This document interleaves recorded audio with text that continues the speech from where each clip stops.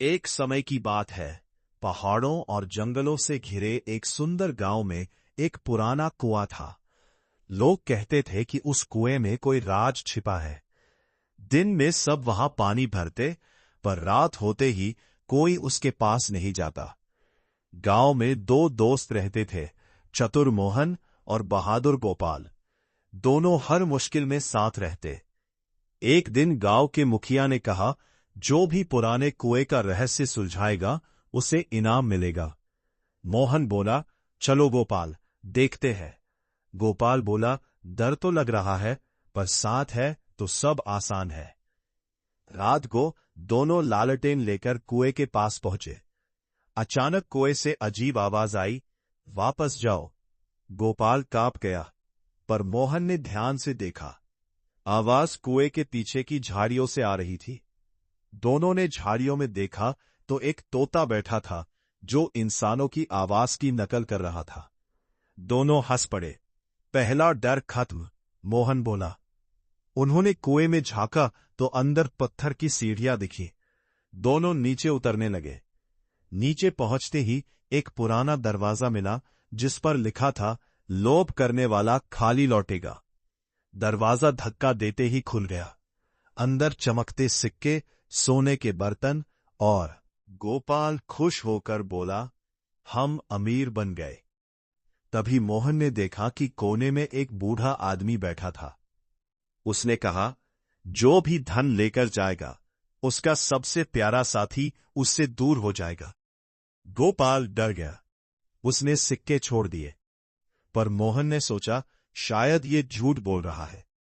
उसने एक सोने का सिक्का जेब में रख लिया। जैसे ही दोनों बाहर निकले, रास्ते में अचानक आंधी आई। धूल इतनी उड़ी कि दोनों अलग हो गए। गोपाल गांव पहुंच गया, पर मोहन जंगल में भटक गया। मोहन को बूढ़े की बात याद आई, सबसे प्यारा साथी दूर हो जाएगा। अब वो पछताया। उसने सिक्का निकालकर फेंक दिया। तभी हवा शांत हो गई। दूर से गोपाल की आवाज आई, मोहन। दोनों फिर मिल गए। लेकिन कहानी यही खत्म नहीं हुई। अगले दिन गांव में खबर फैली कि कुएं के पास एक घायल हिरन पड़ा है। दोनों दौड़े। हिरन के पैर में कांटा था। उन्होंने कांटा निकाला और उसे पानी पिलाया। हिरन अचानक खड़ा हुआ और चमकने लगा। वो साधारण हिरन नहीं, जंगल का रक्षक था। उसने कहा, तुमने धन नहीं चुना, दया चुनी, इसलिए मैं तुम्हें असली खजाना दूंगा। हिरन उन्हें जंगल के भीतर ले गया। वहां एक सूखा पेड़ था। उसने अपने सींग पेड़ से चुआए। पेड़ पर तुरंत मीठे फल लग गए और नीचे से पानी का झरना निकल पड़ा।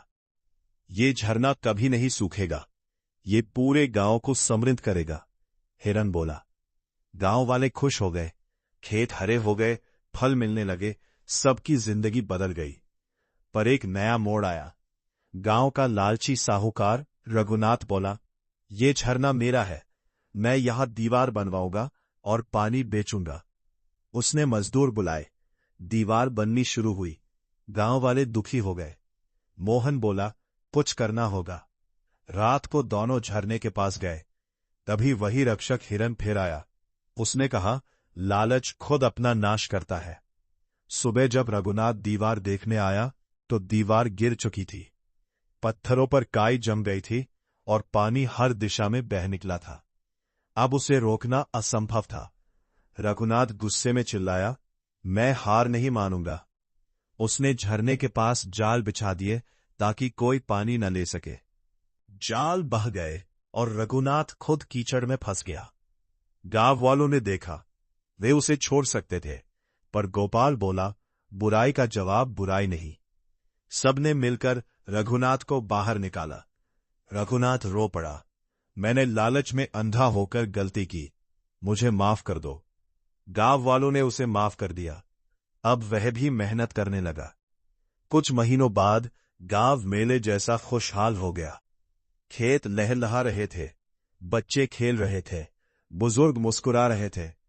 मुखिया ने मोहन और गोपाल को बुलाकर कहा, तुमने हमें सिखाया कि असली खजाना सोना नहीं, एकता, दया और ईमानदारी है। तभी आसमान में वही हिरन दिखाई दिया। उसने मुस्कुराकर सिर झुकाया और जंगल में गायब हो गया। मोहन बोला, सच्चा चमत्कार वही होता है जो सबका भला करे। गोपाल हंसकर बोला, और सच्चा दोस्त वही जो हर मोड़ पर साथ रहे। गांव वाले ताली बजाने लगे। सीख, लालच हमेशा नुकसान देता है। दया और ईमानदारी सबसे बड़ा धन है। बुराई का जवाब अच्छाई से देना चाहिए। मिलकर काम करने से हर मुश्किल आसान हो जाती है। वीडियो में बने रहने के लिए धन्यवाद। अगर कहानी अच्छी लगी हो तो वीडियो को लाइक करें, शेयर करें और चैनल को सब्सक्राइब करें।